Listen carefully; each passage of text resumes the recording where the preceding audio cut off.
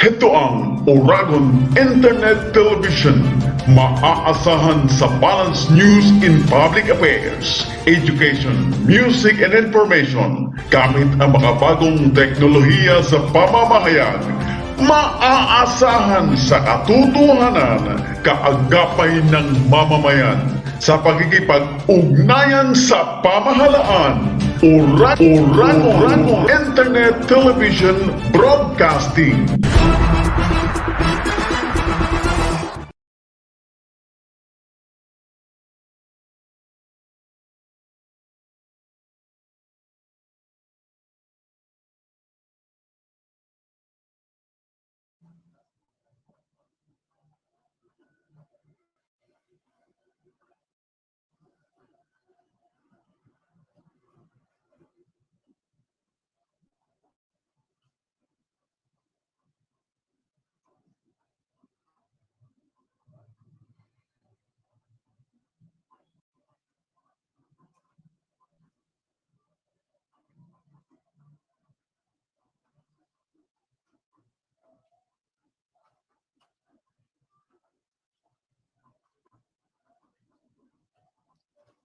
Mute ba si Melo or Melo, naka-mute ka ata? Melo, we cannot hear you. All right. Magandang umaga po mga kaibigan. Just a glitch, no? Anyway, today we will talk about two of the hottest topics in Philippine society, which is politics and economics. Ang sabi, meron ikang dominant at may determinant systems sa bawat lipunan. Kung ang dominant system mo ay ang political system, no, ang nagdedetermine ito, kung hindi ang economic system. Kung ang economic system naman ang dominant, who determines kung paano pinatatakbo? Is it not the political system? May penchant din ang mga Pilipino kahit sa mga sabungan. Sinasabi, may mga tao na liamadista. Kung sino yung perceived na malakas na manok, doon pumupusta kahit kokonti ang panalo. Ang nagiging epekto nito, wagon, presidential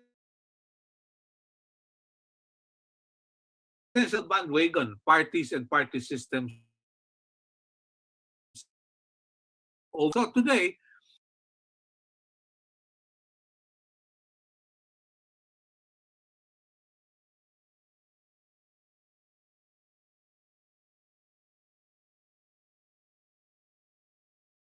meron po tayong mga resource persons na magbibigay sa atin kung ano ang nasa larangan ng ekonomiya at sa larangan ng politika. Kasama na po si Mon kasi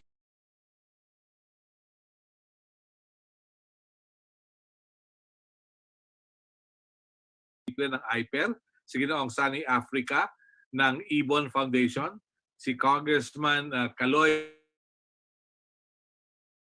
the good Professor Clarita Carlos to join us. Si Attorney Antonio Ligon ay hindi po makadadalo sapagkat namatay ang kanyang kapatid kahapon.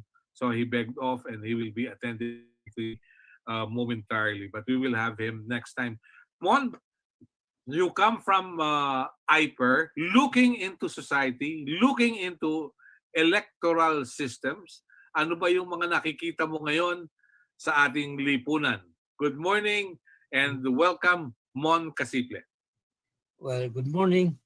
Although I have to clarify, I cannot anymore represent IPER officially. Okay. Ang bago kong organisasyon ngayon ay Novo Trends. Ito All yung right.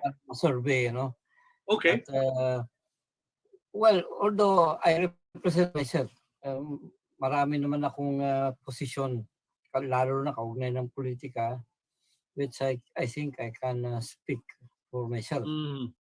Of course. Of course, election season na. Usually, February, ay nagsisimula na gumawa ng mga plano ang mga politiko, lalo na sa national level. At in fact, may mga balita dyan. At we will start hearing things, kung ano yung mga binabalak. But this is still too early para malaman siguro ng public kung ano na ang mga nangyayari. Kasi maraming negosasyon ang nangyari. Ang bago lang element dito, katatapos lang ng US elections, may bali-balita na mayroon na silang ginagawa dito sa Pilipinas. Ano? Not only because of the election, but because yung mga bagong patakaran ng Biden administration ay pinapatupad na, lalong-lalo na with regards China and the rest of this region. So maganda actually, ang susunod na panahon na ito ay medyo maraming balita. Ni-expect ako, hindi lang sa eleksyon, kundi sa kabuang kalagayan ng Pilipinas. And we will have a lot of topic to talk about. Yes. Well, it's nice to know full-time ka na sa Novo Trends. Magandang pag-usapan din yan. Maganda rin yan sapagkat, whether we like it or not, mahalagang pag-usapan din yung mga surveys. But anyway, we'll talk about it a bit later. Sunny, mula sa Ibon Foundation, nabanggit ng Pangulong Duterte na mahirap ang buhay, bilyon ang nawawala, masaklap ang kalagayan ng ekonomiya. Mula sa Ibon, anong nakikita ninyo? Well, sa amin, una, in-attempt namin i-verify yung 2 billion na sinasabi ni Pangulong Duterte na nawawala sa ekonomiya. Actually, mas malala pa. Kung i-average natin na wala sa ekonomiya noong 2020 dahil sa kawalan ng fiscal stimulus, actually, yung computation namin, mahigit doble na nawala sa ekonomiya, 4.2 billion pesos. Pero syempre, pinakamalaga, I think, for the economy, sa pinakawalan ng trabaho, kawalan ng kita. So para sa amin, talagang unconscionable na yung totoong unemployment is actually not just yung 0.8 million, actually 5.8 million ang dapat tinuturing na unemployed with about 12.7% unemployment rate. Of course, statistics lang yan. Ang bottom line dyan ay milyon-milyong pamilyang Pilipino ay walang trabaho, bumagsak ang kita, walang kabuhayan, habang kinakaharap yung pagtaas ng presyo ng bilihin. So, dahil opening comment lang naman, tingin ko very revealing sa amin yung the push na create law the other day. Kasi kung usapin ng who runs the country and who's the economy for, sa amin, palatandaan niya na the economy is not being run by the government for the mga milyon-milyong Pilipino na walang trabaho.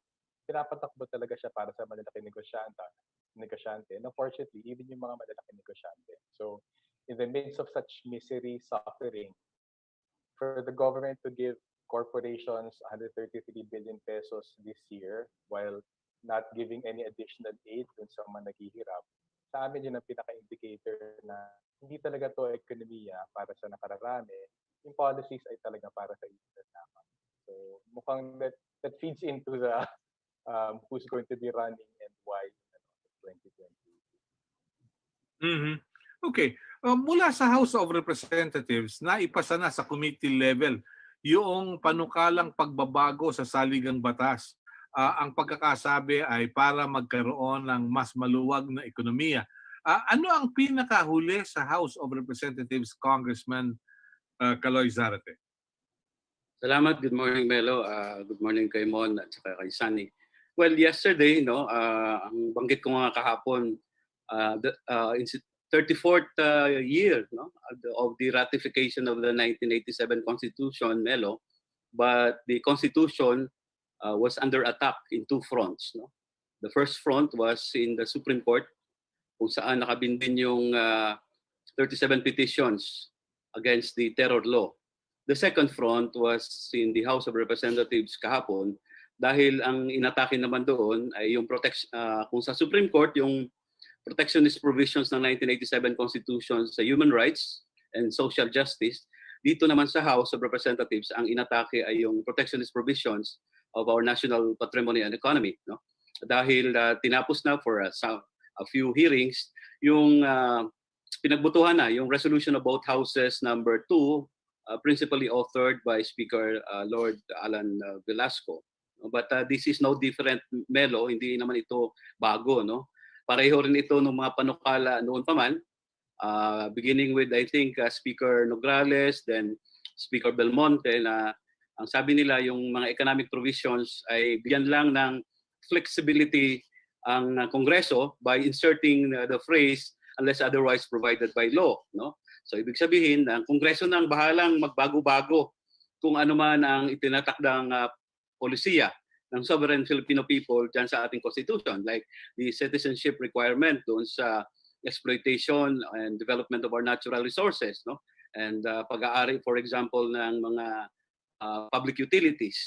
So, yun ang nangyari kahapon, Melo, by a vote of, I think, 64 in favor, 3 against, and 3 abstentions. Ipinasa na, no? Despite may mga question pa as to how this will proceed, no? To actually convene, no? Where both houses will sit down, or kanya-kanya na lang tayo, magpasa ang House, just like nagpapasa ka ng batas, magpasa ang House, magpasa ang Senate, then mag-BICAM, then yun na yun. So yun yung updates sa House of Representatives, Melo, as far as itong sinasabi nilang pagsalba raw sa ating ekonomiya dahil sa matinding krisis na pinalala pa nitong pandemya ng COVID. Okay, I'd like to request our guests to talk possibly in English and Filipino because we have members of the diplomatic corps today.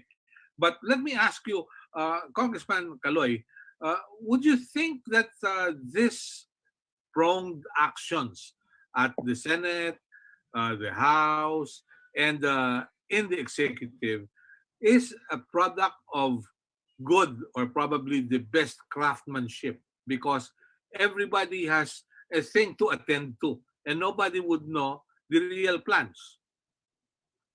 Yes, as I have said this several times, Melo, no, this attempt, this is nothing new. But now, the only difference now is the present administration is taking advantage of the situation where we are in this pandemic situation, no, na we are in a quarantine, just get out, no.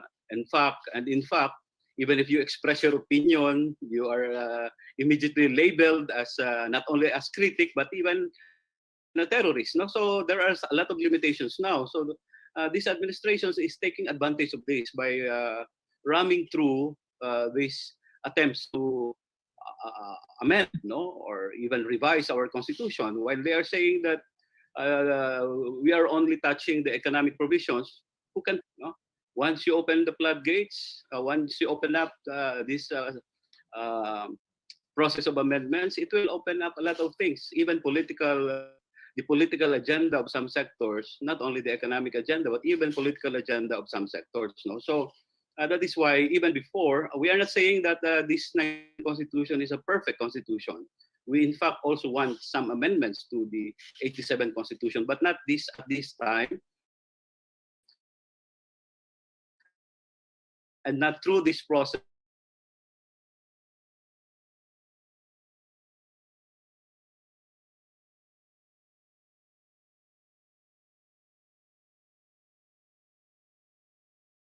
By Congress vote of 3/4. So yun yung mga issues now that hounds Congress, and our people should be aware of this because this has a lot of implications, especially that 2022 is fast approaching, Melo. Without being malicious, do you see all this geared towards perpetuation of those in power?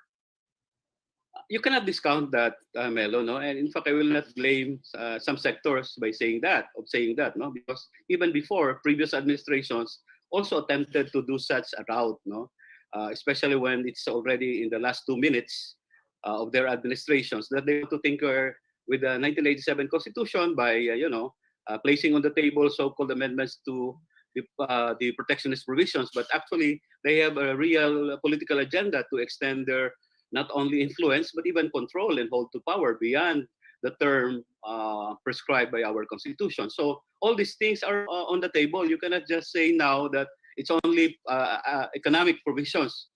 No? Sabi ko nga, pag nagbukas na yan, pag sinabi nilang Constituent Assembly, then who will prevent a member of the House or a member of the Senate from even introducing political amendments? No, for example, in the Senate, it's not only economic amendments that they are proposing. They said they want also to propose them amendments to democratic representations. I don't know what is that, but they said I understand that this is a political something political in nature that they want to introduce as amendments to the Constitution. Okay. Well, I wouldn't go further by saying probably they want to get rid of party lists. No, I wouldn't say that, but it's a possibility. But we're joined by Professor Clarita Carlos. We'd like to welcome the good professor, former president of the National Defense College of the Philippines. Madam Professor, what's your take on the Philippine Constitution? If it ain't broke, does it need to be fixed? Good morning. Well, well, apologies for for delay in my joining you. Well, it's not really, as I have repeatedly said, that it is not a question of when it should be done or timing. It's really change the 1987 Constitution or not. And if those who are working on the economic provisions only right now are thinking that there will be changes at the end of their endeavors, they are deadly wrong, because the nexus between politics and economics is really so palpable. Politics, Melo, is how is it defined? Who gets what, when, and how? Gets what? Gets scarce resources. And who is going to make a determination of scarce resources? The economic, isn't it? So you cannot disaggregate the two. Hindi pwedeng galawin mo yung economics tapos hindi mo galawin yung political. That is the reason why, with all due respect, Congressman Sarate, siguro kailangan talagang pag pinakialaman mo yung economic, wag ka nga asa magkakaroon ng pagbabago hanggang hindi mo pinakailaman din yung political. The political structure is so deeply embedded in the economy of our country that if you do moving from presidential to parliamentary and moving from unitary to federal, changing the electoral system, etc., then I doubt very much that the kind of desired outcome that people are thinking would be at the end of, removing 60-40, will be there. Unfortunately. Okay. But don't you think the timing for changing some provisions in the Constitution takes away the people's attention to the real problems in the country? Like, you have COVID-19, you have psychological problems of young people and the like, getting depressed by not meeting their classmates or going on face-to-face instruction with teachers, the loss of jobs in some sectors. Professor?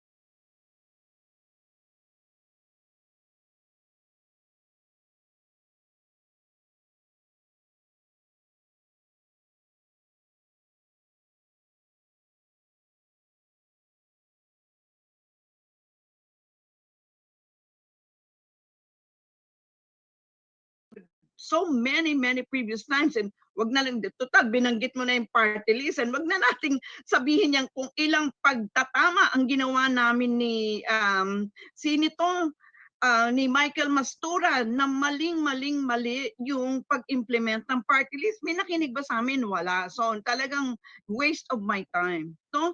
So we have been talking about this, and ilan na, bilang ko parang 15 na yung draft na constitution na nilalahad. Bukod pa ng ginawa namin ni Pepe Abueva, Nene Pimentel, no? So ang dami-dami na eh. If you really want to do it, ilang hininga na ba bago ilang hininga pa ba bago ilang May ba yung election o ano? May. Oo, May. Aha. Marami pang hininga, di ba? Kung gusto mo talagang may mangyari. And I think we already know the most constitutional convention na hindi na siguro pwede. Yung Constituent Assembly is the most, how do you call this? The most acceptable, the most viable way by which they can in fact undertake all these constitutional changes.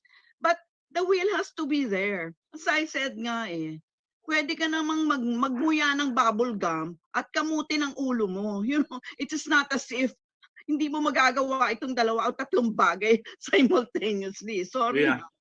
Yeah. But you will agree with me, Professor Carlos. There are some instances when there are some typographical errors in reports, like committee reports, nagpapalitan yung spelling, nagiging kumita reports.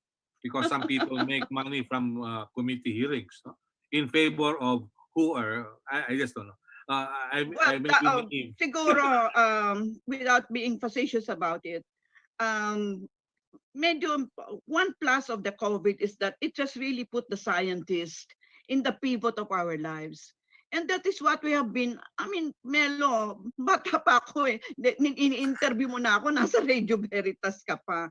So hindi ba palagi natin pinupukpok na please listen to us scientists? Kasi kami yung pinaka nagkakalkal ng datos, no? Yan ang talagang i-embed nyo sa legislation ninyo.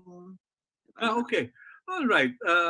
Kakaloy, Congressman Kaloy, looking at all this, where are we headed? You know, you've been one of the most favorite persons of the president so far, being a terrorist.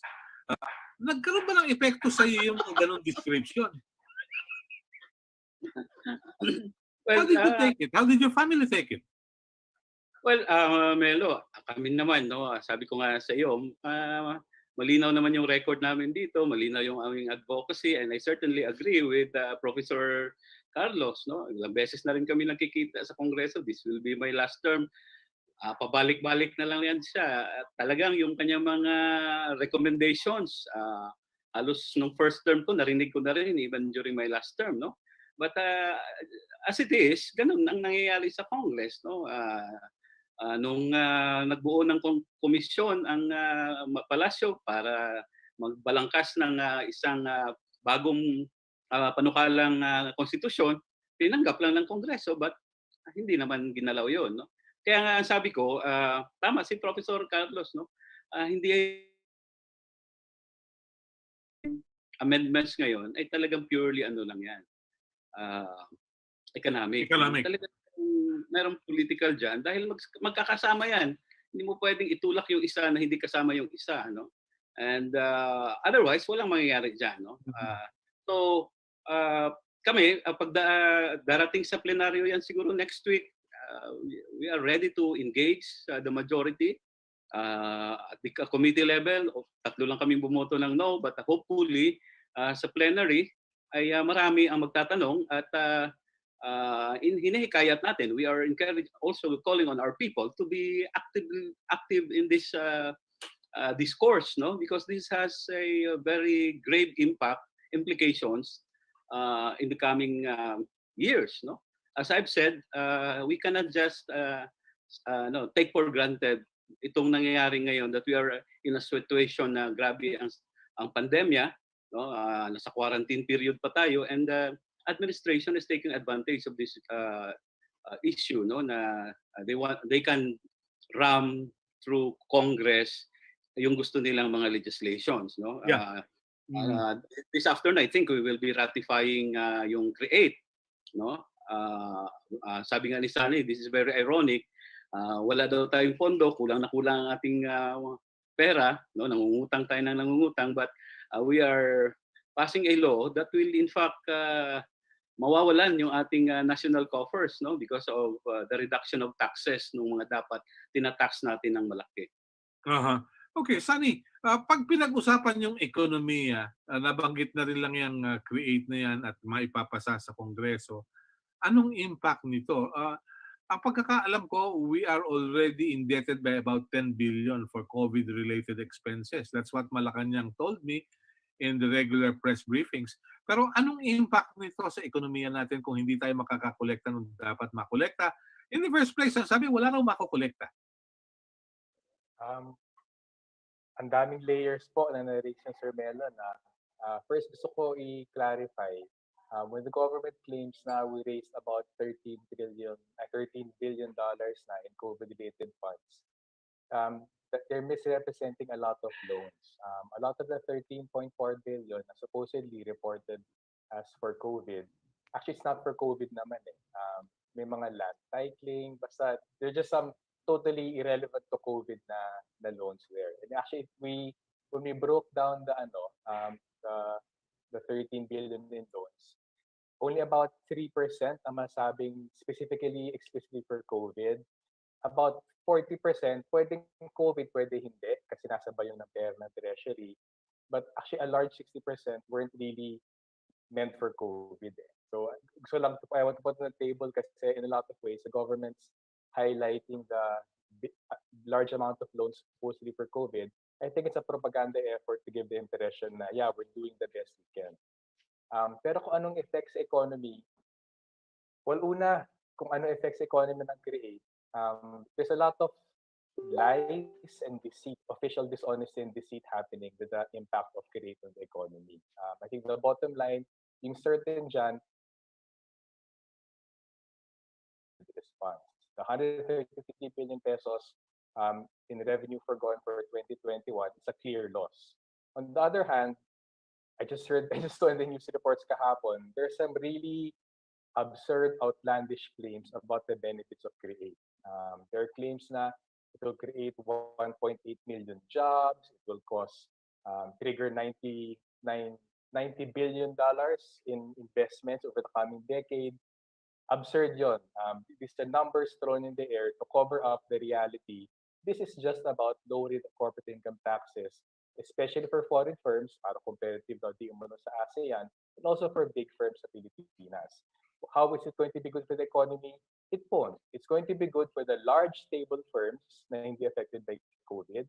If you're a micro, small, and medium enterprise na nagsara na, you're not going to benefit from CREATE. If you're a large, stable, oligarchic firm or a large foreign investor, yeah, you might have gotten a hit ng konti sa profits mo sa COVID, but you're going to be there. You're going to be the biggest beneficiary of that this year, and especially in the years to come, lalo na kapag nag-come into play na yung further income tax reduction. So para sa amin, the biggest loss for the economy of CREATE is that we were losing revenues for helping the people. But more than that, we're institutionalizing economic policy making.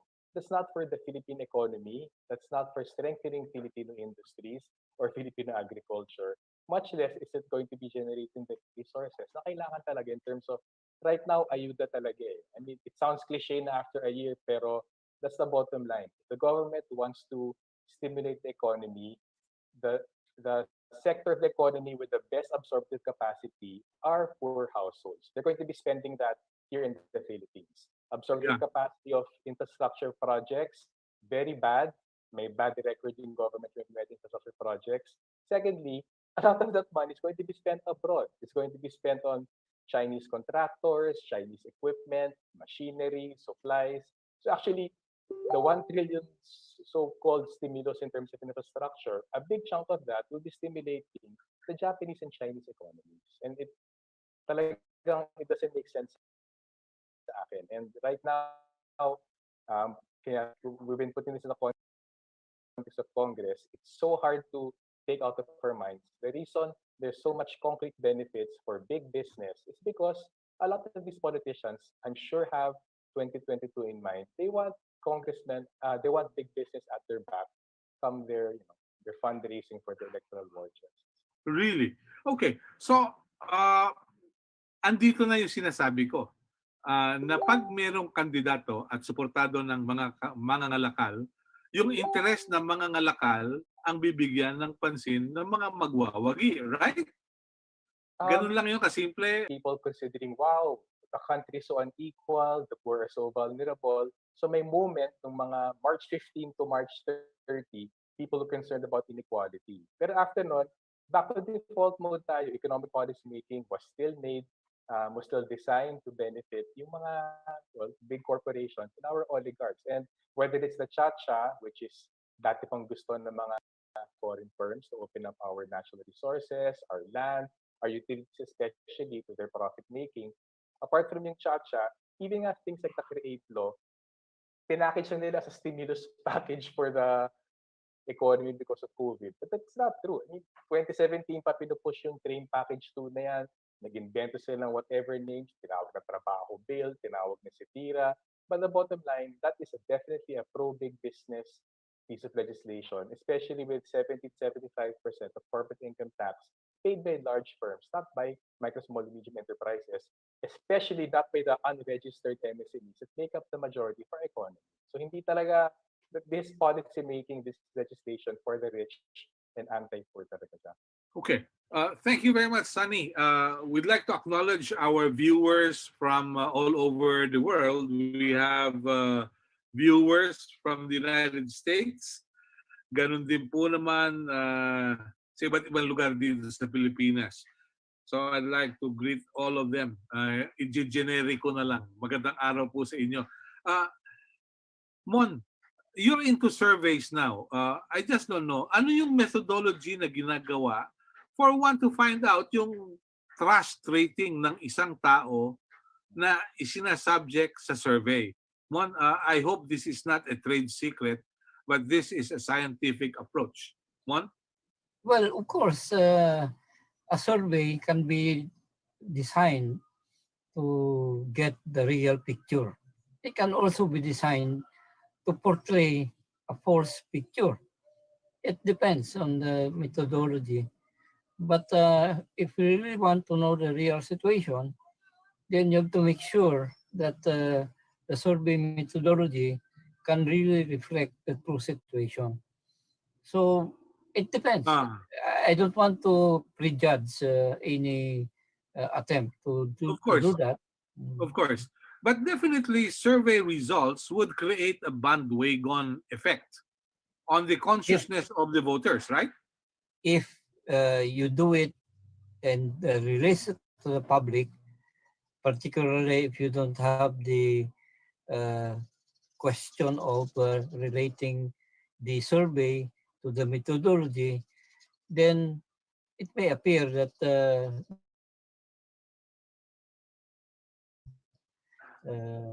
machination. Agenda? Yeah, it may be.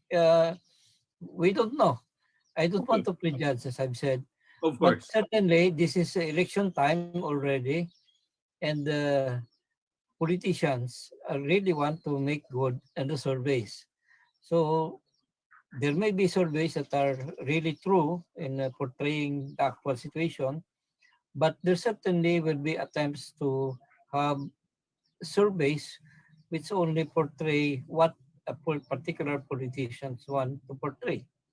Okay. We have to be very sure on our methodologies. Yeah, the reason I ask is with the kind of Fuera de los Buenos, with the kind of lawmakers that we have today, parang iba yata, no? Meron ako mga nakikitang politiko na pag nagsalita, they will always end up having their foot in their mouth. No? Yung pag nagsalita talagang mag-iisip ka. Teka muna, anyari, bakit naging senador to? No? Parang it defies the law of gravity. Well, they may not really know their topic. Somebody is putting things in their mouth. Okay. But certainly, you would know in time when they try to explain their position if it's really true. I don't want to prejudge politicians, of course. Of course, I of want course. to listen. I want to listen to what they're saying. But certainly, if somebody tries to speak on a topic which he or she doesn't have Any knowledge, uh, knowledge before or any stock knowledge. expertise, then you would suspect that there is a situation there that needs to be attended to. Yeah, This is election okay, time, definitely. of course. Sunny, brief reaction bago tayo magtungo sa dalubhasa sa larangan ng politika. Sunny. Actually, siguro baka panoorin kay Sermon. Hindi ko makalimutan, middle of last year, may pinunta kaming urban poor community. Tapos, first time in my life with all these mga surveys, nahagip daw sila ng isang survey outfit. Tapos tinanong what they thought of President Duterte. Ang feedback niya, yung sagot nila was favorable kay Duterte because they were scared na kung sabihin nila anti-Duterte sila or dissatisfied sila sa support, baka i-withhold daw ng barangay yung ayuda sa kanila. So medyo nag-stick sa akin yung kasi una, in the first time in my life, doon ako nakahagip actually ng tao na talagang actually na survey out of the 1,500, 2,000 na respondents. Tapos bigla ako nagka-insight nga na I'm wondering kay Sermon to what extent that might be a factor. Kasi nagulat ako, very candid yung babae. She just basically said, may dumating sa bahay, nag-survey for that for on Duterte's popularity. And sabi na natakot sila to say something bad because nga baka withhold yung ayuda sa kanilang barangay. So tama pa rin yung sinasabi na yung political system is the dominant system but determined by reason of economics. Oo nga eh. So anyway, so ibabato ko na yan kasi nga Well, methodology question yan na lumilitaw. Kasi you should ask somebody na hindi siya nag-atubili sumagot ng totoong posisyon niya. How you arrive at that means na you have to approach that person in a way na hindi siya maging defensive or mag-take into consideration yung mga personal na mga limitations. It really is a skill sa mga surveys. Pero it's true na we don't have enough trained people to do that. But then, that is normally attended to by having so many surveys. Meaning, if you have a survey universe of, let's say, 1,000, it would be better than simply asking 3 people. So Okay. it depends on the methodologies actually. All right. Professor Carlos, may I have your views about the issues we're talking about? And then later on, I'll be asking you about the psyche of your students at the National Defense College of the Philippines. Pero dito muna tayo sa ekonomiya at yung mga survey na nangyayari. Ano po ang inyong nakikita? How do you look at all these things? Well, I teach survey research. That's part of the terminal course in our undergraduate and graduate courses, Political Science 199 and 299. And there, tama Simon talaga, the integrity of the survey really depends on two major things: the kinds of questions you ask and your sampling frame. So that when you're talking about a national survey, for example, then you shall assume that everyone had an equal chance of being chosen. Doon sa sample mo na 1,200 or 1,500, whatever that number might be. Kasi kung nakangiwi yung survey, siyempre yung snapshot mo ay compromise, ay hindi talaga yaan ang sinasabi. Now, unfortunately, kakopya-kopya natin sa Amerika, no? Palagi tayo nakatukod sa survey ngayon. And as you said, it is creating a bandwagon effect kasi sinasabi mo, number 36 pala to, bakit ko ba ito iboboto? Gusto ko iboto para hindi magtapon ako ng aking boto doon sa mga lumalabas. It's one of the deleterious effects of a survey. So, but unfortunately, most survey groups really hindi nila pinapakita sa atin yung questionnaire nila na dapat nilang ipakita. So, because part of the integrity of a survey result it's really ano yung tinanong mo. Bigyan kita ng halimbawa, Melo. Nakita ko yung isang survey ng, wag na natin sabihin kung ano yung polling agency. Alam ni Monto kasi ang tagal na naming nakasawsaw dito. Ang tanong niya, ikaw ba gusto mo ba yung form of government na yung presidente hindi mo i-elect? Yan ang tanong, ha? Nakita ko yun eh. Ang ibig sabihin niya, nakangiwi na yung, siyempre, ang tendency ng respondent, sasagot niya sa, siyempre ayaw ko. Actually, ang pinipiho niya yung sa parliamentary system na dual yung executive. So sa dulo nun, yung analyst sasabihin niya, X number of percent of respondents ayaw ng parliamentary government. And yet, hinaalaw lang niya doon sa isang question na nakangiwi.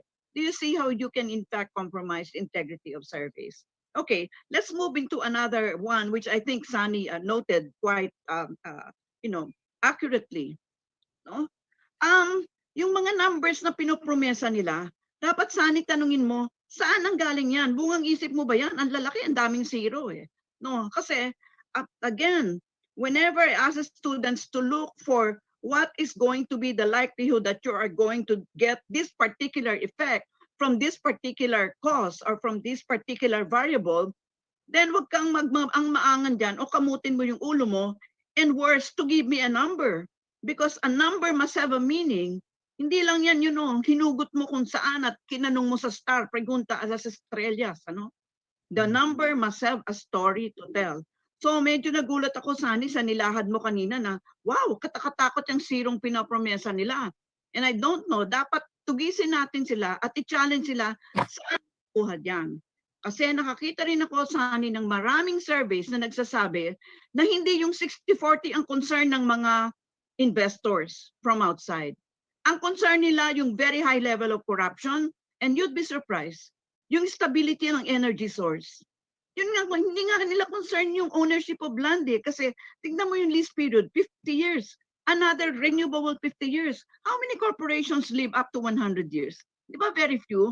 So, mali yung concern ng 60-40. And if we talk about that, dami-dami mga loko-lokong Pilipino na nakikidami-dami dyan sa 60-40. What are we talking about? I mean, we're stupid people. Di ba? Siguro finally na lang, yung quick and dirty answer to your question, Melo. Why are you electing people who have nothing between their ears? Because your political party system is broken. Why? So you elect somebody, hinugot mo siya sa kawayan, and you shoot her or him for a national position. Hindi nga yan naka-elect bilang tagahabol ng aso, no, dog catcher. Samantalang, look at Britain, ha? Not that nangungopya tayo. Yes, mangopya na tayo. Si Tony Blair, palagay mo ba si Tony Blair bigla na lang naging premier yan? No. Yung niyan, mama na yan, parang 17, 18 pa lang siya, hinuhubog na siya ng ng Labor Party. Hindi siya biglang bumulusok bilang prime minister. So, Mon is so deeply involved here. Hindi ba, Mon? We've been asking our political parties, magkaroon kayo ng party institute. Maraming mga kabataan, gusto nilang mahubog sila, bata pa sila. Hubugin sila na magnakaw agad, kundi hubugin sila what leadership looks like.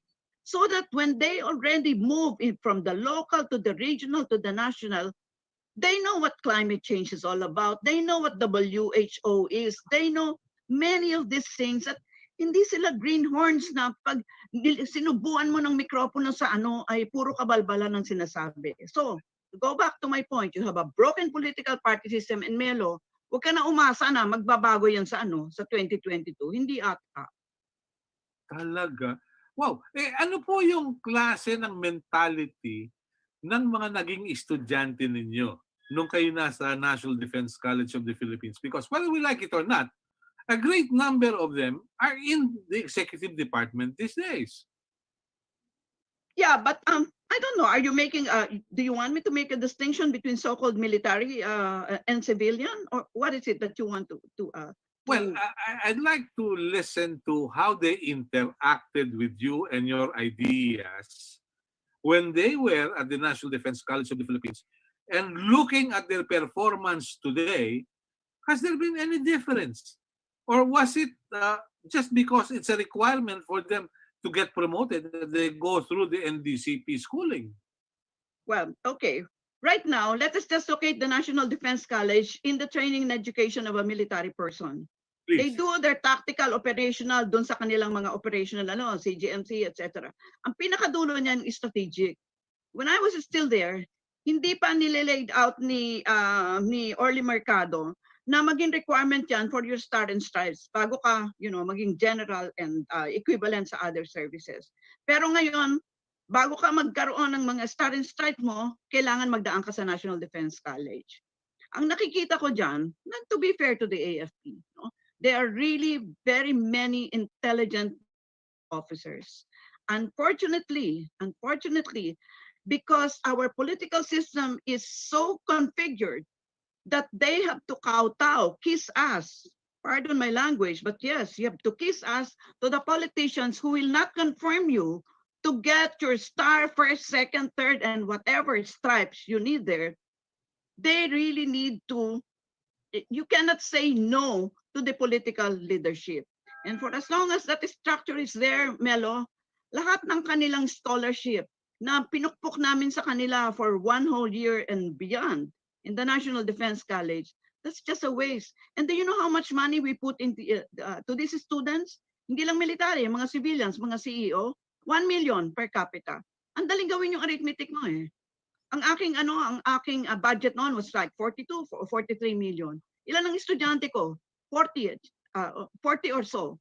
So, on a per capita basis, miski 5, wala niyang ginagastos sa kanilang pag-aaral, including, by the way, the foreign students, military officials that we have. That's the reason why daming nagalit sa akin, no? Nung sinabi ko, huy, total lahat naman ng faculty ko, wala naman akong diyan sa item ko diyan sa budget, wala namang professor diyan, puro clerk ang nasa nasa aking plantilla. Ilipat nyo na lang sa UP na yan dahil yung tinuturo namin dito sa sa NDCP ay yan din yung tinuturo namin sa Political Science Department except yung military component. So, yes, by the way, since we are talking about singilan, Melo, siguro, total sinisingil nila ang UP kung bakit maraming mga nagpupunta sa bundok. Abay, singilin mo din ang PMA kung bakit ang daming nag-muri ninyo at nag-overthrow ng government at nagiging magnanakaw despite so-called honor, yung pledge ng PMA. So magsingilan na tayong lahat, diba? Uy, maganda yun. Sunny, brief reaction, please. Ako, I think si Rep Kodoy might be too modest to share this, no? Pero ako may 2 observations lang ako. Within the progressive party list groups, may proseso of who gets elected to become the representative of the party list group. And yung hindi ko talaga makakalimutan, and for disclosure, nasa bahay na ako noong early 2000s, maraming study sessions, and the people who actually get chosen to represent the party, hindi lang kung sino-sino at much less hindi winnability. So kumbaga, yung internal process, nakita mo talaga yung mga medyo may grasp ng issues at gumagalaw in favor of the party's program. Tapos, sasabayan mo na yan. Tapos, for a brief moment in the during the Aquino time, nakasawsawa kasi in activities ng Liberal Party Youth. Nagkakaroon sila ng ganong klaseng study sessions. Pero when the 2016 elections came along, yung discussion became winnability. Parang, sige nga, sino makakuha ng boto dito? So, gusto ko kayo pasok yun kasi yung sinasabi ni Pangulong Duterte na birahin yung party list group, actually, sa point ka ni Ma'am Clarita, ang titirahin nila exactly yung groups na sinisikap to have an internal procedure to get people upholding the party program to represent them. So yun na parang sobrang frustrating kung mismong bibirin yung mga progressive party list groups trying to uphold that kind of party system. Lalo tayo mapapa-step backward and even nga with this weird, personality-oriented, winnability-determined political parties. Yeah. Okay. Napakagandang reaction nun. Kaloy, Congressman, hindi, sabi ni Professor Clarita Carlos, wag na ako umasa na mayroong mangyayari by 2022 sapagkat mukhang napakalalim na nung ugat para manatili yung ganitong sistema. May nakikita ba kayong pag-asa? Well, Are you optimistic, Congressman Kaloy? Well, kailangan maging ano pa rin tayo Melo ano. Ako optimistic pa rin habang yung aming constituencies ay tuloy-tuloy naman sila doon sa um, pag-advance ng aming advocacies, no, at siyempre yung paniningil, no, accountability. And tama, talagang malalim yung problema ng ating ekonomiya, ng ating politika, but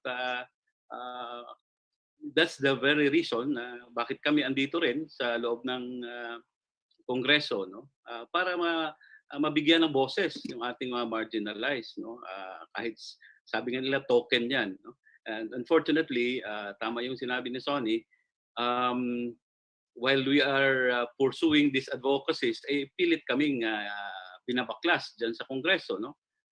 And saan nila gustong pupunta yung mga tao, especially now na token na nga lang yung party list system, it's being controlled now by interest groups, economic and political.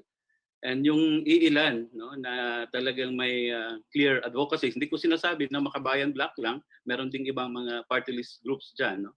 Like yung nasa power, nasa mga marginalized sectors, no, like the elderly and the children's advocacy. Ang problema natin ngayon ay systemic kasi yan, no? Habang ang politika natin ay kinokontrol pa rin kung sino yung may control sa ating ekonomiya, and then that's really a frustrating proposition. But we just have to move on, tread on, despite these limitations at itong mga challenges na ito, Melo, no?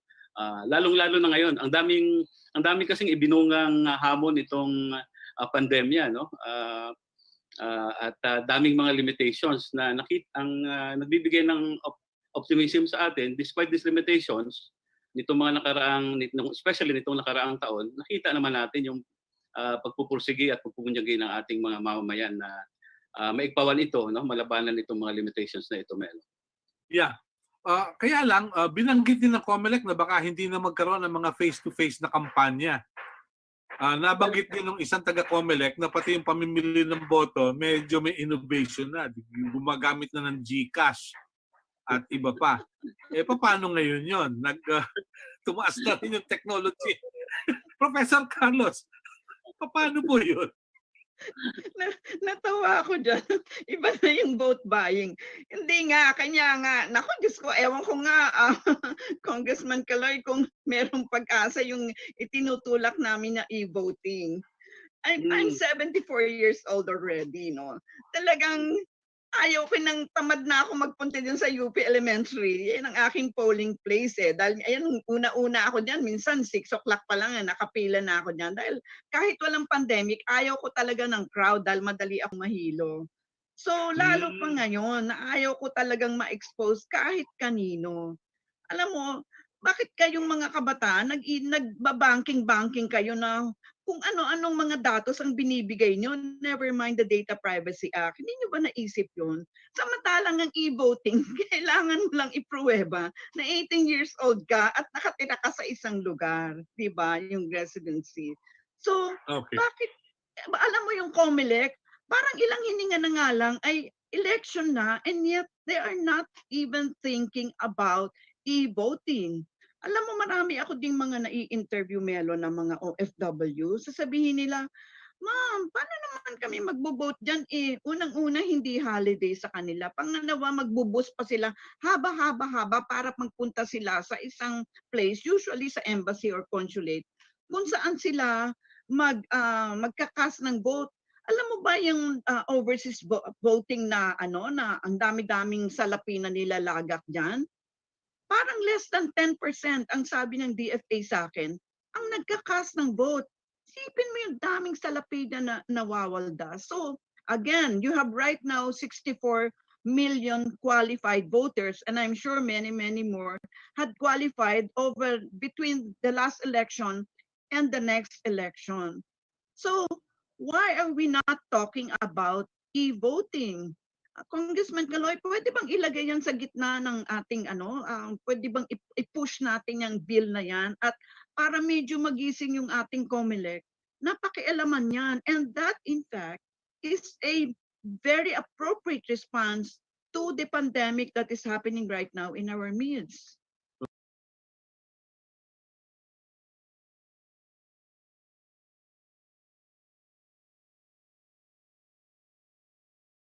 Okay. Congressman Caloy. Yes, Melo, I can empathize with Professor Carlos. No? In fact, isa yan sa nung nakarang last week nagkaroon ng hearing na dito sa suffrage, no? Para nga pag-aralan itong 2022 or beyond na paano ba ang moda na ng eleksyon, no?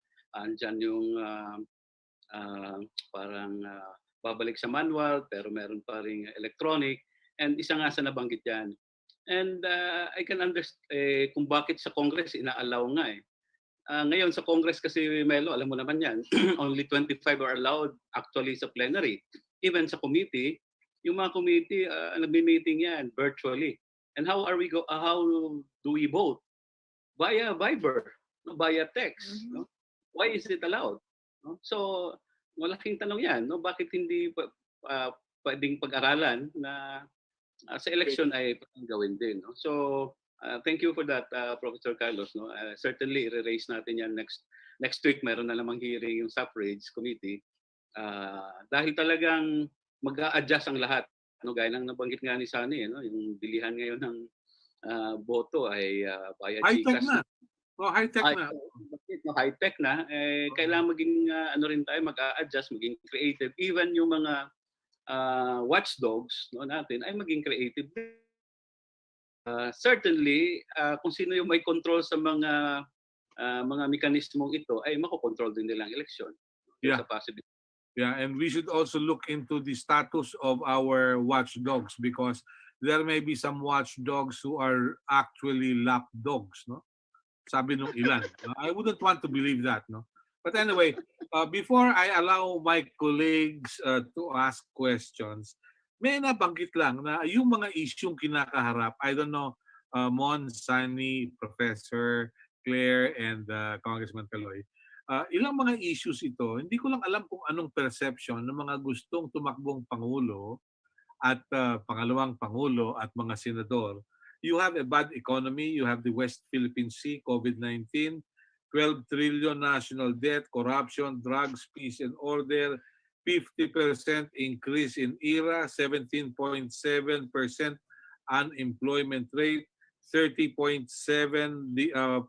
hunger rate, and then yung pensyon ng mga retired at low tax revenue. Pero ang hindi ko naririnig pang pinag-uusapan, ano ang perception ng mga gustong maging Pangulo to adjust the difference in salaries of uniformed personnel from the other civil servants so that yung problema ni Professor Claire Carlos na yung kanilang pension sa UP maayos din. Dahilan sa yung kanilang pension, kung ihambing doon sa mga nakaupo ngayon na magre-retiro, napakalayo. The only advantage daw na meron 200,000 yung mga general na nagre-retiro at merong monthly pension, hindi lahat ng general ang may hawak ng ATM cards. Mas maraming mga misis ang may hawak ng ATM cards. Kaya yung misis pa rin ang nasusunod how the money is spent. Pero I don't know. Hello, pwede bang mag-weigh in ako dyan? Talaga kasing ito talaga isang napakasakit na damdamin ng mga faculty sa UP. Sige nga po. Siguro, konti lang kasaysayan. Alam mo, when I was mandatorily retired, 11 years ago or what, 13 years ago, ang salary namin, ang pinakamataas na salary noon was 30,000. Full professor 12, the highest rank in the university. 30,000. Siyempre, inuuwi ko noon 5,000 lang dahil ang dami ko naman utang plus yung tax na 32%. Okay. Fortunately, nung nag-retire ako, umakyat ng na doble siya. But those who retired at that rate, 30,000, you can imagine, hindi sila nakakuha ng 1 million. I know, ang dami kong kapitbahay dito who retired earlier than me, only by 1 or 2 years. Hindi naka 1 million. Kasi nga 30,000 ang base mo eh. Okay, guys, Guess kung ano ngayon, if I were now an active full Professor 12, which is my rank, guess kung ano yung sweldo ko. Sipin mo ha, ilang taon lang yan ha. Ang sweldo ko ngayon is 175,000 and going up if you look at the other tranches. Hello? Paano naman yung aming mumunting pension na naka-index doon sa at the time we retired? Now, how is this different from the military, Melo? Ang military, hinihila nila yung pension doon sa present configuration ng salaries ng kanilang counterpart na nasa active. Nakita mo yung difference? So dapat talaga, naku, if there is a right to revolution, kaming mga faculty na sa UP na retired, ay alam, matandaan na kami, magkakandada pa kami dyan kung tumakbo kami dyan sa rally. But yes, guys, Congressman Kaloy, pakiano nyo naman yung aming hinaing, sobra talaga, ilang hininga na lang mamamatay na kami. So, konti na lang kami eh. There are very few of us na super talaga yung injustice amin na we just happen to be born at a certain year na ang salary ay napakababa. And yet, I'm sure, to get to full Professor 12, believe me, ay hindi lang uhog, blood, sweat, and tears to really get the highest rank in the university. No, we are not denigrating them. Ay ngayon are earning, ano ba yung 175,000 or even more, almost 200,000 vis-a-vis my 30,000 at the time. Diba? Sobrang laki. Kung sabihin mo pera lang, no, it's not pera lang. The injustice is sobra, no? Salamat for raising that issue. Yeah, thank you very much. See, nagkataon po kasi wala kasi kayong uniform eh. Kung may uniform kayo, di baka maayos din yung inyong pension. Anyway, I'm not rubbing it in, but it is a reality. I don't know whether people like Mon Casiple will be able to incorporate the issues, no, na itatanong din doon sa mga maso-survey. Alam kaya ni Sunny Africa yung issue tungkol sa West Philippine Sea, yung mga ganon, para malaman natin kung talagang worthy of the people's support ang isang partikular na kandidatong isinasama sa survey. Pwede ba yun, Mon? Kasama talaga sa survey yan, Kasi yung mga posisyon ng mga kandidato, kaugnay ng usapin ng governance, mga problema ng bansa, talagang kasama yan. At mahalata mo kahit basahin mo yung results ng survey ng SWS o ng Pulse Asia, ay nandun yung mga issues. Ang mahalaga ito kasi pag bumuboto ka na ng kandidato, alam mo kung ang gagawin niya kapag nanalo siya. Pero hindi ko sasabihin niya totoo. Kasi ang problema natin sa eleksyon, naghahanap din ang mga politiko ng tamang sagot para makuha boto mo. Hindi necessarily yun ang solusyon na dapat. Kaya mahalaga din yung overall party system kasi mas mahirap baguhin yung party position. Pero ganun pa man, yan ang limitasyon, tawag dyan. Nasa sa atin pa rin mga botante ang alamin talaga kung saan tumitindig itong mga kandidatong ito. Okay. Yun naman, record na nila sa buong panahon ng public office. Titingnan mo. Babalik tayo doon sa party system, no? Anyway, mahalaga yan na pag-usapan pa rin dahil sa yung pagpapalit ng partido rito sa Pilipinas, parang nagpapalit ka lang ng pin ng Kiwanis patungo sa Lions, patungo sa Rotary Club. Parang ganun lang, Walang halaga yung paninindigan ng partido dahil wala namang paninindigan talaga. Nasira yata yan doon sa Rainbow Coalition, no? Doon yata nagsimula yan. At nung yes, Mon? Ang Rainbow Coalition, by the very word na rainbow, kasi palipat-lipat na yan ng partido. Okay. Ang basic unit dito kung tutusin ay political family.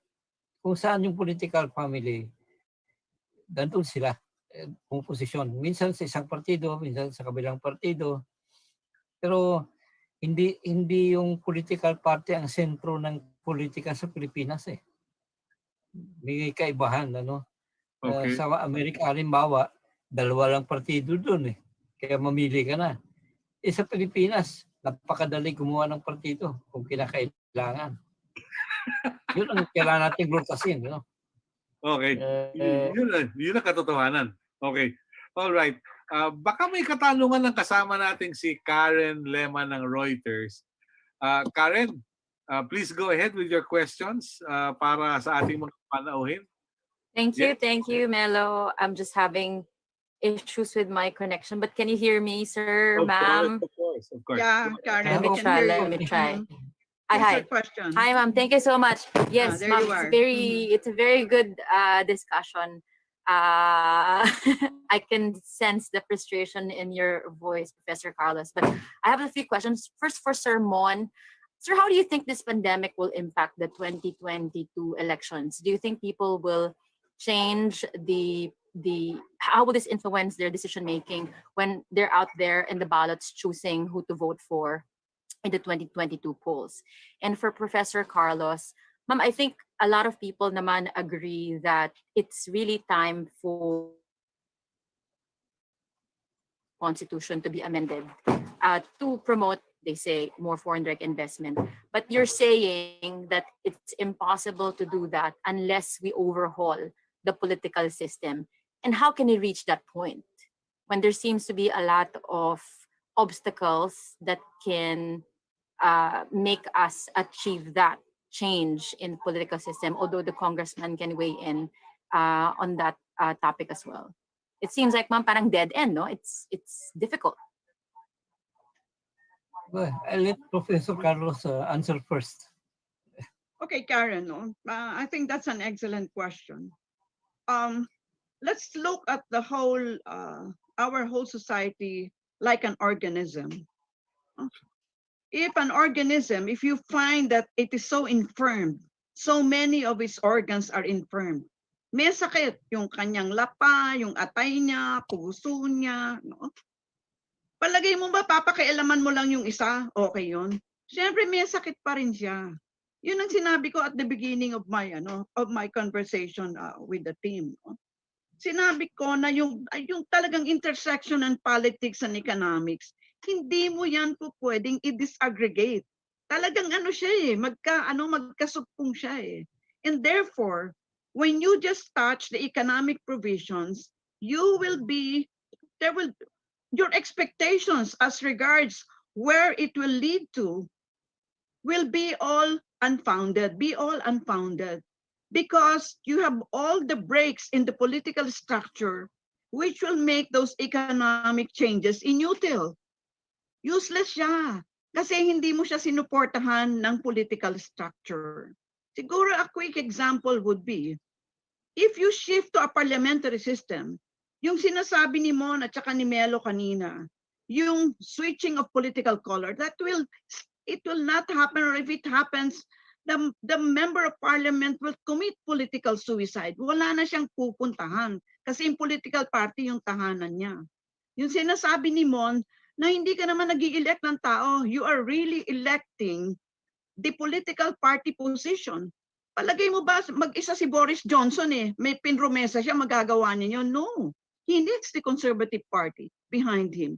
Palagay mo ba si Duterte mag-isa nagpromesa siya, magagawa niya yun? Si Pacquiao, si Bongo, or whoever, magagawa niya nun? No. He would need the legislature to make that happen. Siya nga lang yung pinakadulo na nag-yes doon. So, anything na pinromesa ng isang politiko, hindi niya magagawa, mag-isa siya. No? Yung sinasabi ni Congressman Caloy kanina na token lang yung party list, that is the reality of the numbered system. Majority rule is the hallmark of democracy. The bigger the number, yun supposedly will be the by and large. Unfortunately, that is the measure, that's the metric by which we detect or we determine just, what does the by and large really know? Unless, of course, you want to shift to something, an alternative, which is authoritarianism, and walag na lang tayo mag-isip and turo-turo na lang, no? Kung sino yung liderato natin. But the moment we decide that liberal democracy will be our philosophical and political framework, these are the things we will have to deal with. So the political party is so central to our political life. When that is broken, all the rest are broken. So Karen, ang sagot sa tanong mo ay kapag hindi natin ginamit yung organismic framework, ay talagang ang mangyayari, you will do fragmented changes in the Constitution and that will not work. No? Yung sinasabi ni Sunny kanina when he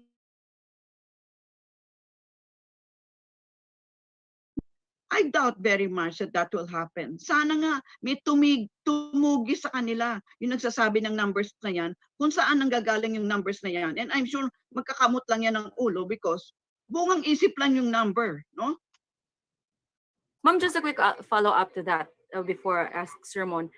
Pero ma'am, how can we, if there's any, let's say, genuine effort to try to achieve that change, but people perceive it as suspect, then how can we ever begin changing that, as you said, broken system? With great difficulty. You know, as far back as 1990, together with Pepe Abueva, Nene Pimentel, etc., yung aking mga kaganggang dyan, ano, we've been going around the country. What are we doing, Karen? Political education.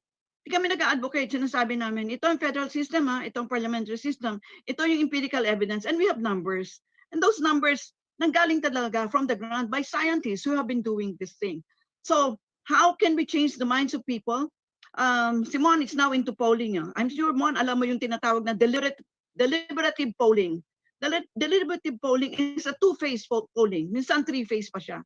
First, ano mo, Karen, magtanong ka. Then, kunyari, ang tanong mo tungkol sa federal system, no? Sabihin nila no. Second, ano mo, second cut mo is yung mga nagsabi ng no, you are going to have some deliberate discussions with them and you are going to present to them data about what federal systems are and why there would be more pluses rather than unitary systems, which are only good for colonial setup. And then you will notice after the first brush mo, may number ka, the second brush mo, when you already deliberated upon it, believe me, lahat ng empirical evidence will show you, mag-shoot up yung change of mind. Now, why is that important?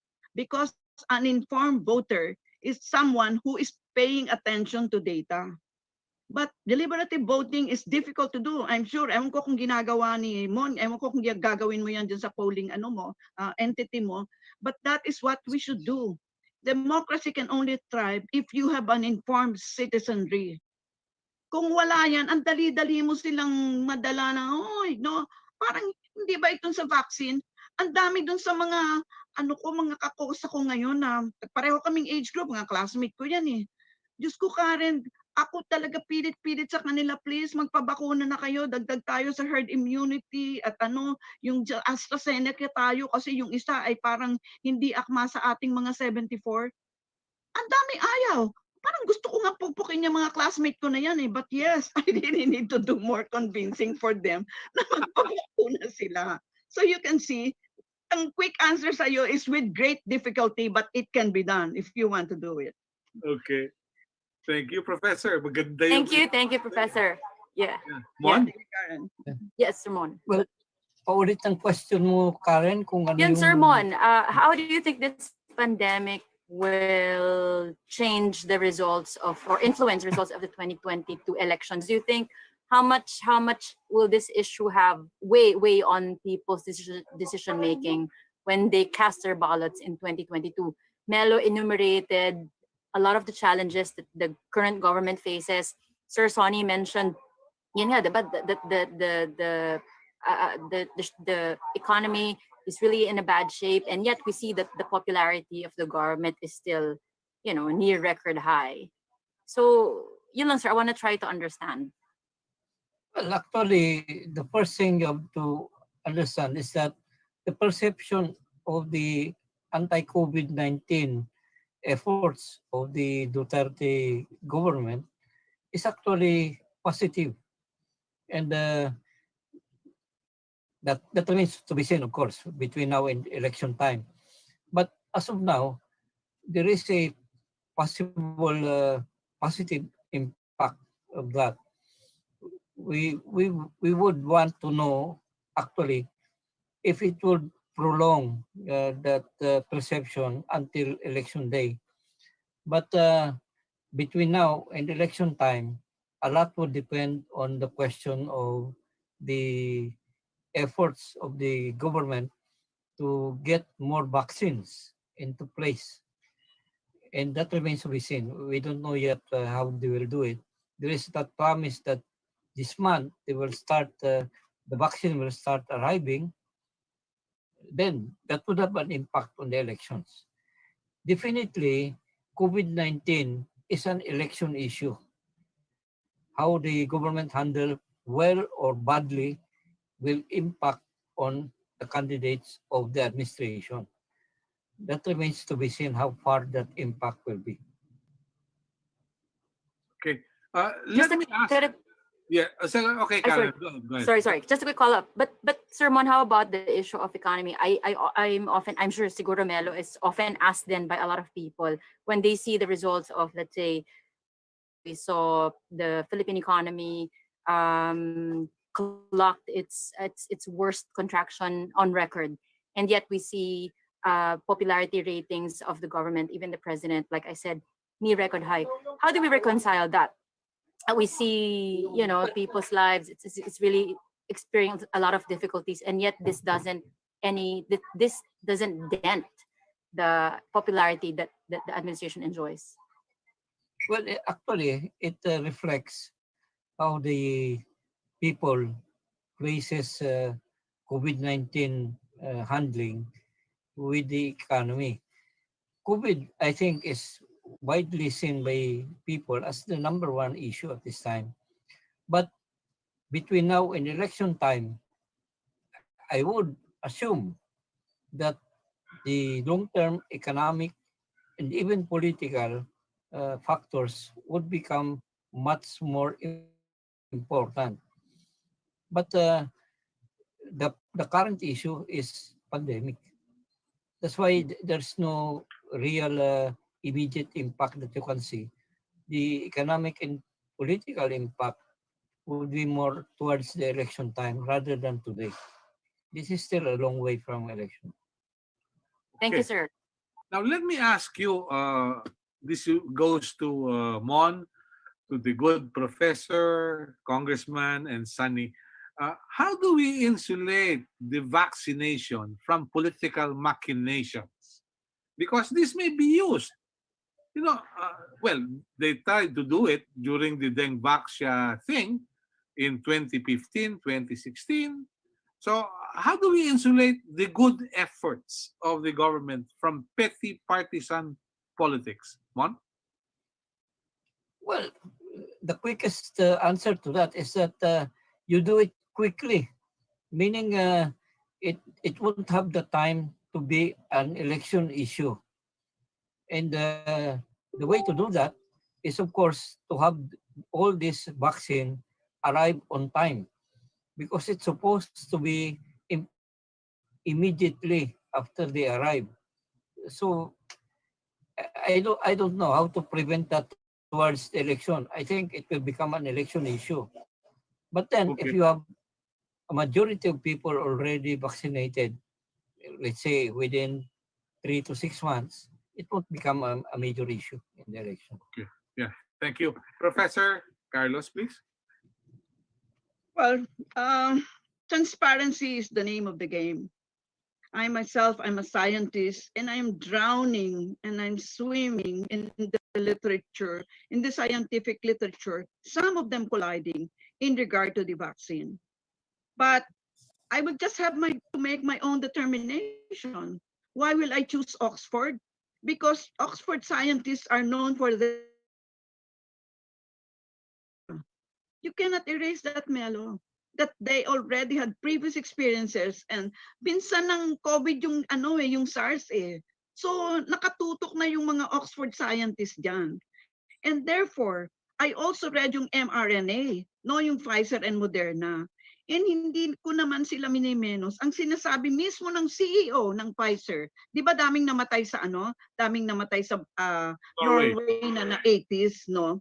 mismong sinabi niya na actually hindi kami nag-test yun sa age group na yan, yung tinatawag na old age group. Nandiyan yan sa libro ko, ang Filipino elderly. No? And therefore, knowing that my age, 74, is malapit sa 80, alam kong Moderna and Pfizer, yung mRNA, hindi kaya ng immune system ko. Kahit gaano pa ko ini-strengthen ng immune system ko. So, I will go for Sinovac, Sinopharm, Astra, na ginagamit din sa polio, measles, sa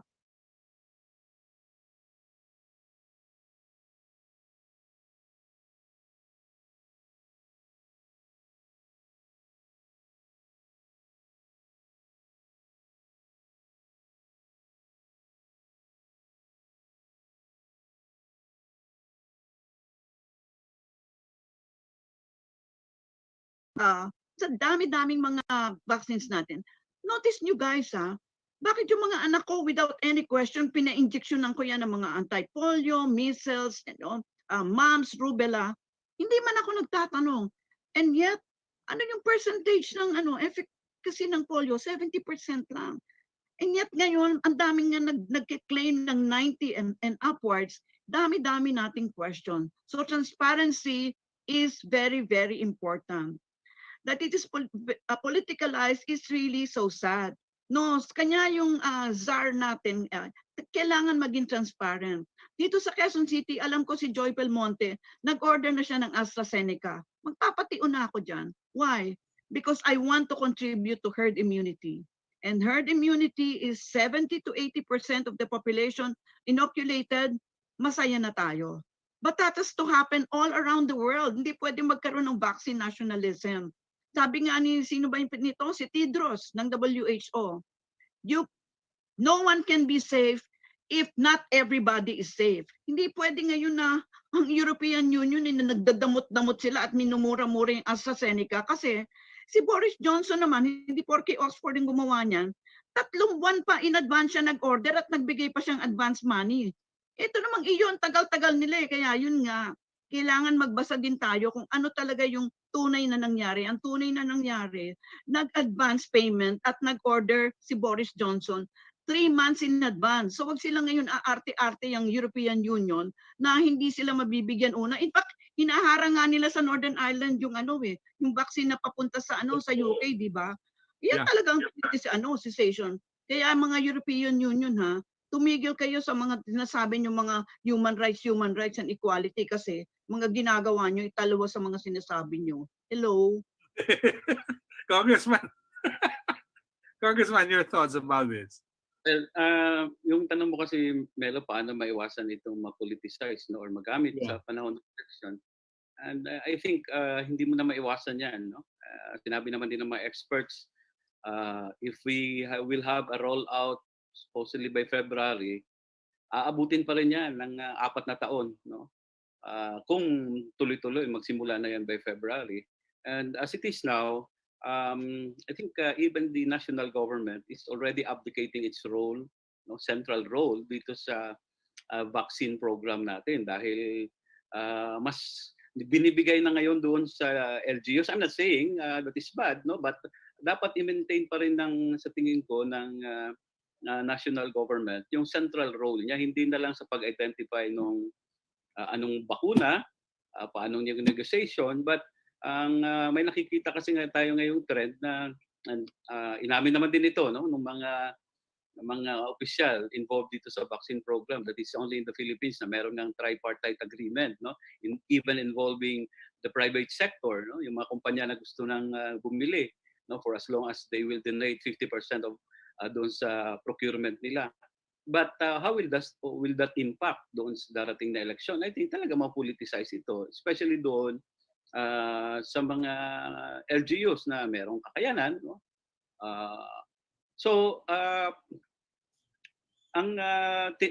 Siguro ang message ko lang dito, dapat magkaroon pa rin talaga ng itong sinasabi nilang vaccine program rollout ay tama yung sinabi ni Professor Carlos, magiging transparent lang yung ating mga opisyal. Kaya nagkakagulo ngayon nga nagkakaroon ng mga misinterpretation of facts dahil sa simpleng aaminin lang kung ano ba yung naging resulta ng negosasyon na hindi nila maamin. No? Sa simpleng, ano ba yung itinurok doon sa sinabi ninyong smuggled and not yet approved by the FDA sa PSG? Ayaw pa rin nilang aminin. So, nagkakaroon tuloy tayo ngayon ng alanganin yung mga tao. Magpapabakuna ba ako? Hindi. Kasi parang, bakit pinapaboran nila itong nanggagaling sa China? No? While in other jurisdictions, okay naman yon. Pero dito, bakit nagkakaroon ng pag-aalangan? No? Yeah. So, again, very important yung transparency and accountability, Melo. No? Accountability in the sense that alam naman natin that all these vaccines ay ano lang ito, nasa emergency use authority. No? So, ibig sabihin, if something happened, walang accountability rito yung mga manufacturing companies. No? So, who will be accountable later on? Is it the national government or the local government or the private company or private sector? No? Kung magkakaroon ng problema rito. So, these are things na dapat nasusort out pa hanggang ngayon na wala tayong nakita pang malinaw. All right, very good. Sunny, in terms of economics. There was super quick lang kasi we completely agree with Representative Zarate. It will be an election issue just because it's too late to actually get everyone vaccinated before the elections. So parang the only thing we can do is implement it well and rationally. Yun nga, we agree with the transparent procurement to make sure na walang corruption. We're getting the best vaccine available. Secondly, and most importantly right now, I think for people to trust na tama yung prioritization. Ngayon, ang problem doon of course is the LGU level is the most prone to politicization. Kung globally, ang laki ng problema natin sa vaccine nationalism. Sa totoo lang, may problema tayo sa vaccine localism. Sa IBOD, we matched the mga LGUs that have been able to procure vaccines with their poverty levels. Nakakagulat talaga. I'm sure naman, hindi nakakagulat pero nakakalungkot.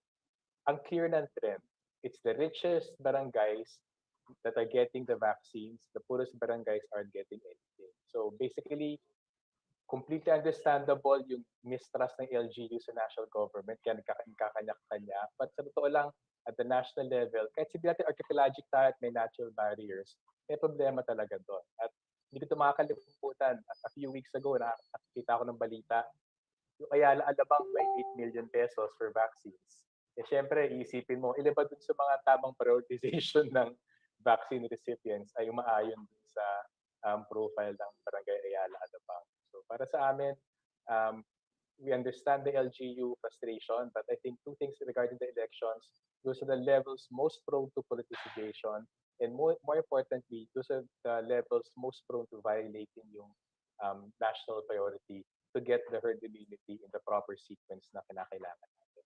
Okay. Ay, plus last point din, hindi talaga nag-make sense sa amin ang utang pa rin tayo for the vaccine sa 70 billion pesos kasi that adds on our debt burden. Kahit gaano sinasabi nila napaka-generous ng terms, it doesn't make sense because ba't hindi makapaggastos ng 70 billion pesos yung gobyerno for free vaccines for everyone, samantala they have 1 trillion pesos for infrastructure projects, a big part of which is actually going to go to foreign corporations. So the additional, kumbaga adds insult to injury.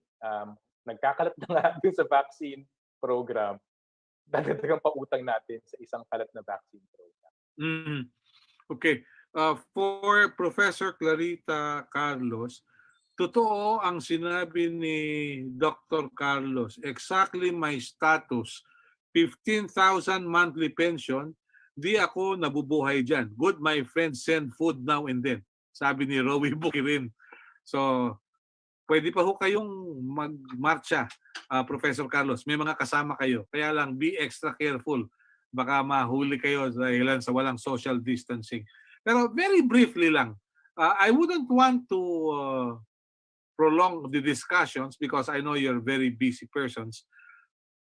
Can you give us a ray of hope from now until 2022? Yan. What do we see? Mon, let's start from your end, from the Republic of Iloilo. Well, maliwanag naman na every election is a new period. People will be looking up to possible new leaders, or if they are okay with the old leaders, they will re-elect. Election is basically a time when people will have their own decisions on the leadership.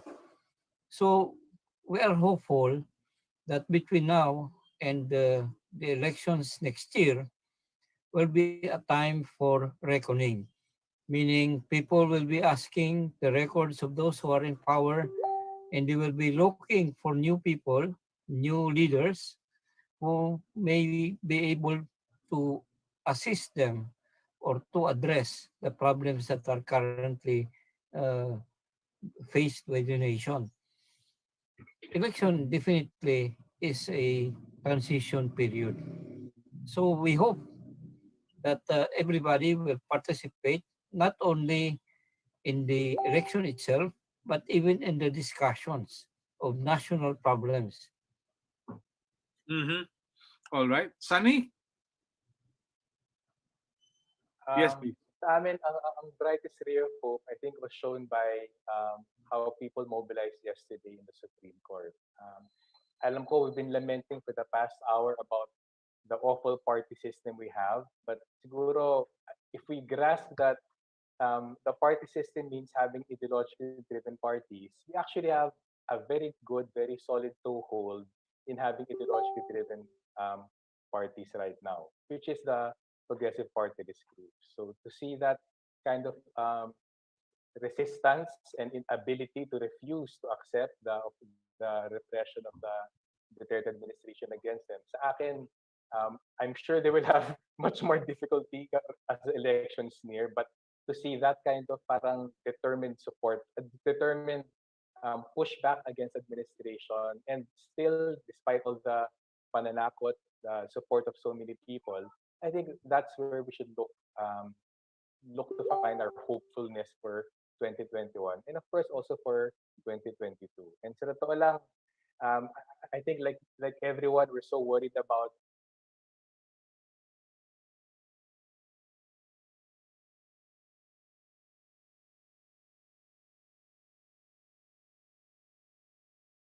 the kind of parang performative governance ni President Duterte na siya yung white knight, siya yung savior. But again, I think as long as people start to realize where the problem lies, that our current administration is actually the source of the problem and making the problem worse rather than the solution, I think we can still enter into 2022 with people looking for something more, something better. Na, syempre, we deserve better naman talaga. Yeah. Okay, very good. Congressman? Well, dugtong ko na lang doon sa sinabi ni Sunny, ano, kung mayroon mang ray of hope. Kahapon nandun ako sa Korte Suprema, Melo. No? Hindi ka For nga the pala nakapag-argue, no? Hindi ka Yes, nakapag-argue. 7 lang ang pinayagan ng Korte Suprema sa 37 petitions. Nag-identify lang ng 7, no? Sila yung oralists for the petitioners. Ano yun? Ni-raffle? Ni-raffle ba yun?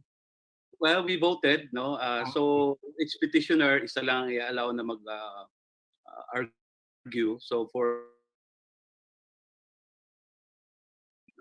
Colmenares na siya yung oralist for the Makabayan. So kahapon nandun tayo sa Supreme Court, Melo, at yung pinakamalaking sektor na nakita ko doon yung mga kabataan pa rin, ano. Siguro kahit na sa mga panahon ninyo, panahon namin, tayong mga kabataan yung talagang pinakamarami. At yun ang nagbibigay pa rin sa akin ng pag-asa, no? Habang ang mga kabataan, kahit na sila ay inaalipusta ngayon, no? Walang pakialam, pero that is not true. Mas sophisticated lang sila. Habang andyan yung mga kabataan, no, na talagang nakikilahok, nakikialam, at pinag-aaralan nila ang lipunan at kasaysayan, ay meron tayong pag-asa palagi, no, na in the end, no, magbabago at magbabago ang ating lipunan. Pero meron lang akong isang request, Melo, no, and nabahala ako rito dahil si Commissioner Gonson, sa mga tweets niya, nababahala siya. Palagi siyang nananawagan na magparehistro na kayo kung gusto natin ng talagang effect makapag-deliver ng pagbabago sa 2022. So nananawagan tayo sa mga, lalo-lalo na sa mga kabataan, no, na ongoing pa rin yung registration, although I heard it will be extended by the COMELEC, magparehistro po tayo, no?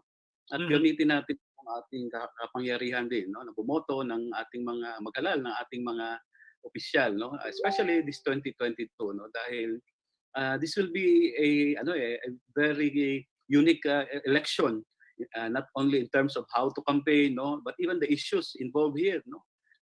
Dahil siguro lahat tayo rito first time natin nadaanin itong ganitong matinding krisis at pandemya, no. So and maging bahagi talaga ito sa darating na eleksyon. Kaya yun lang siguro, Melo, no, panawagan natin lalong-lalo na sa mga kabataan, no, na maging aktibo at lumahok, no.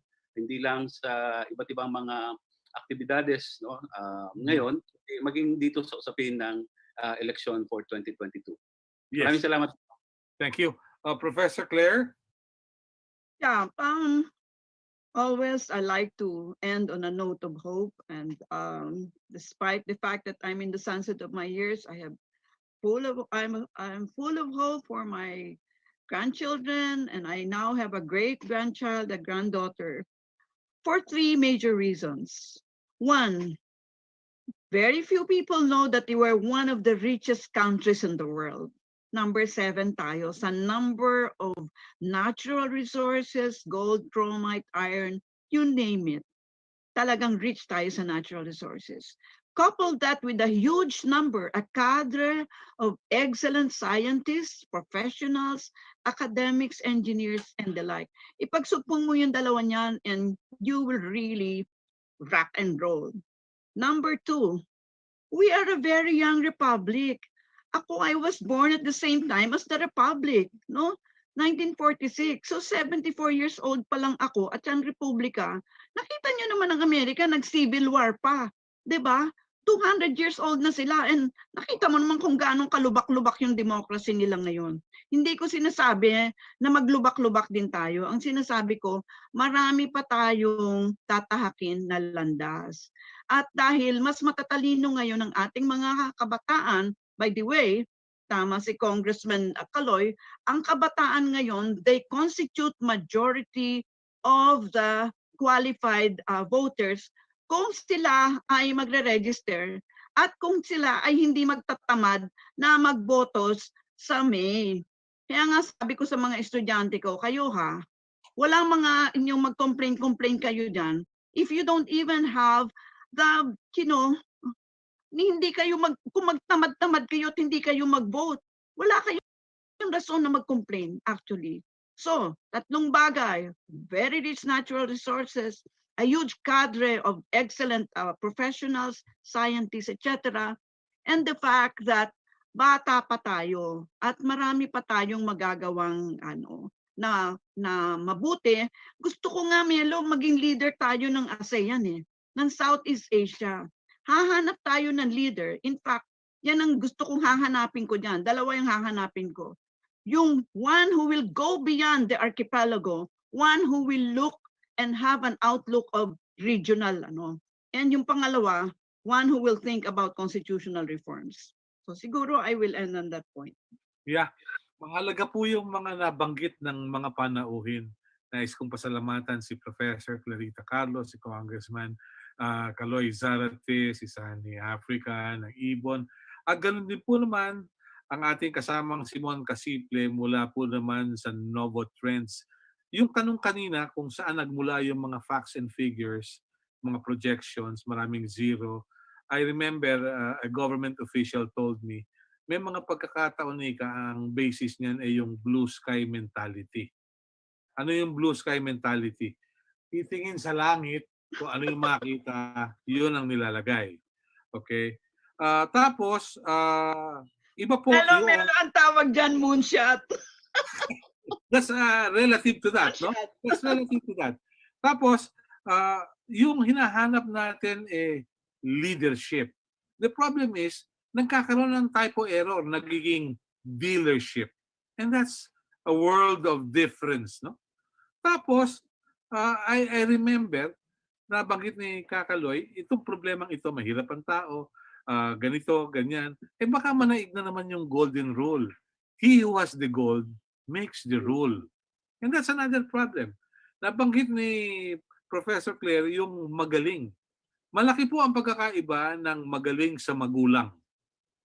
Dahil sa kung magulang ka, chances are, puro sarili mo lang ang iisipin mo.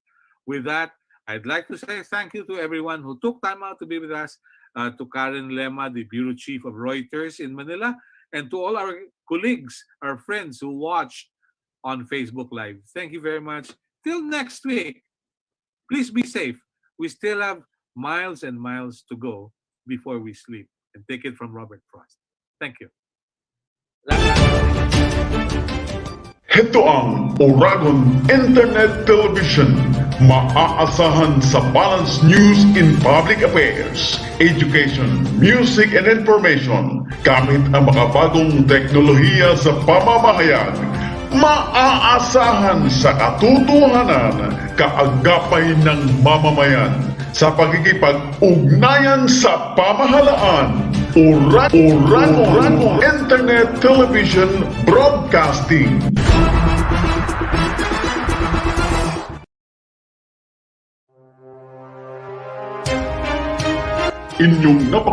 Ladies and gentlemen, we now conclude another day of broadcasting activities.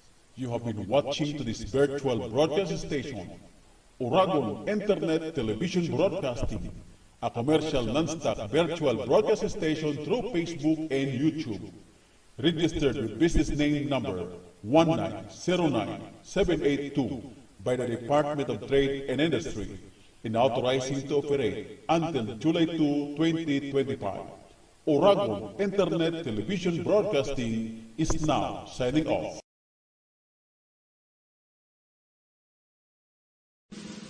Mga kababayan, ang pambansang awit ng Pilipinas.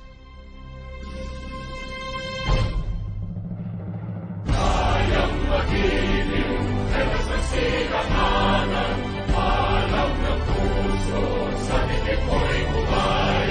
Lupang binirang, tuyang ka ng magiting, sa manluluping, di ka pasisigil, sa nagatang tutok sa simoy at sa langit ng pagkakas.